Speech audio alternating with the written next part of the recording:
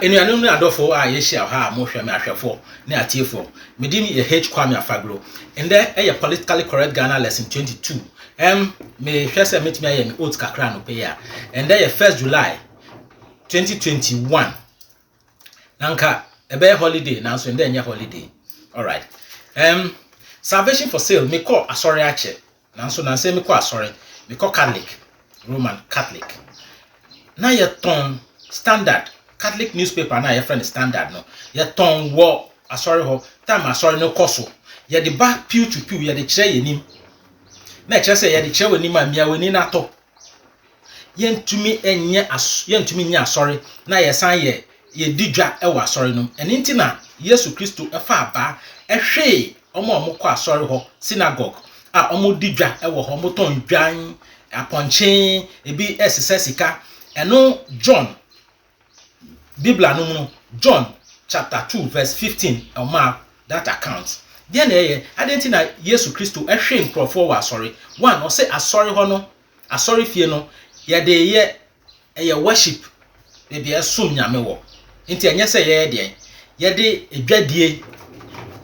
eba ho mienu edwadie na nkasa no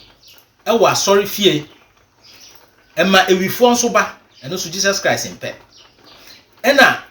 third one no so profiteering eba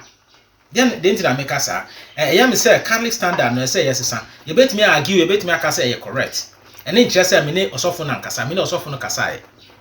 omanje anto mo so mo ye other places nso me ame osofo ka kire ni eno ndanchen wo hwe a asofo no bi wa asori no bi me so makọ omuton mo books omucho book na obeton e wa asori auction wo auction no auction ye buy and sell eno so ye dwadie baby ye didwa ye baby ye to ade ye tuaka ye gi ni sika ya de ton ye dwadie no ye virtual o online o ye face to face o Sekumasi market o Kantamanto market o Kofrodia market o Angloga market o Kita market o Telecom market o ni na ye dwadie enti ye say ye hwe ni sa say ye Kristofo asofo no mo ton mo books wa asori no omo bu mra no so Yesu Kristo mra no omo bu so say ye twa maba ende me ntumi nkwa asori ho nkotwa obi aba me ni ahonde no enti na me ye video na ye ntumi nsisa ye Kristofo no ye nsisa omo use asori no asofo a omo use asori no e de ye auction e bi ton bodie ye de bodie nyadoa anwa ni na beto asori time auction e ye auction de raise funds who raise funds yi said o ye hwe ni ye who raise funds yi enya de ton na wo ton auction de ade ton obi be 20 eno so enya Jesus Christ say enya correct e say ejai sa auction na ye wa sorry na ye use asori fie no as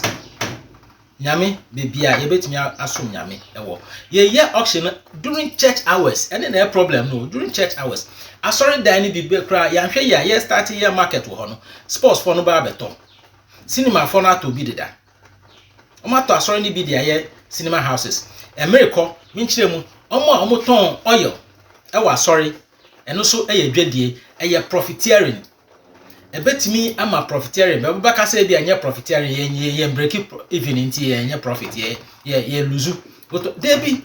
unya to no wase efinyame fie be bia yesom no wase ho wodidwa wo ho edwadie na nkasa na enye me nkasa osofo bi ye wi de bia nye sa na meka no ya meka ne tietie mu say asori fie mu Yesu Kristo say ma ye mfa nye edwadie ye mfa nye be bia yesom nyame